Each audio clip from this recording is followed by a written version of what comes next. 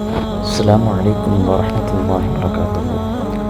இலங்கையில் ஈதுல் உல்ஹா தொழுகையின் போது பாதிக்கப்பட்ட மக்களுக்காக, குறிப்பாக பாலஸ்தீன மக்கள் இது போன்ற மக்களுக்காக துஆ செய்கிற பொழுது, இந்த மார்க்கத்திற்காக தமிழகத்தில் ஒரு முக்கிய பங்காற்றிய சகோதரர் எஸ்.எம். பாக்கர் அவர்களுக்காகவும் துஆ செய்ய சொல்லி இலங்கையில் அந்த மௌலவி மக்கள் மத்தியில் உரையாற்றியது பார்ப்பதற்கு கண்கொள்ளா காட்சியாகவும், சகோதரர் எஸ்.எம். பாக்கர் அவர்கள் செய்த அந்த அழவா பணியுடைய பங்கும் அதில் அழகாக தெரிகிறது.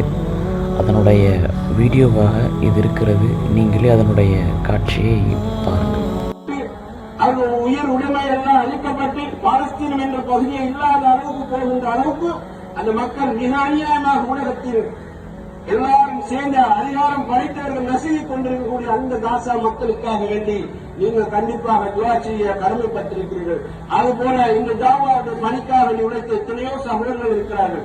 இந்த மார்க்கத்துக்காக உழைத்த எத்தனையோ சகோதரர்கள் இருக்கிறார்கள். அவர்கள் நோய்வாய்ப்பட்டிருக்கிறார்கள். இந்தியாவில் இப்போதும் சொன்னார்கள், இந்தியாவிலே இந்த மார்க்கத்துக்காக பாடுபட்ட சகோதரர்கள் நோய்வாய்ப்பட்டிருக்கிறார், அவருக்காக துஆ செய்யுங்கள் மார்க்கத்தை பற்றி சொன்னார்கள். இப்படி எல்லா நோயாளிகளுக்கும் நீங்கள் துஆ செய்ய கடமைப்பட்டிருக்கிறீர்கள். இந்த மஸ்ஜிதின் ஊடாக, மஸ்ஜித் தௌஹீதின் ஊடாக விதவைகளுக்கான சில ஏற்பாடு. எனவே கண்ணியத்துக்குரிய சகோதர சகோதரிகளே, அல்லாஹ்விற்காக யாரெல்லாம் இந்த மார்க்கத்தை ஏற்றுக்கொண்டதன் காரணத்தினால பாதிக்கப்பட்டிருக்கார்களோ அவர்களுக்காக அதிகமாக துஆ செய்யுங்கள். பாலஸ்தீன மக்களுக்காக துஆ செய்யுங்கள். என்னால் உங்களை சந்திக்க முடியவில்லை, இருந்தாலும் கூட குரல் வாயிலாக என்னுடைய கோரிக்கையை நான் முன்வைக்கிறேன்.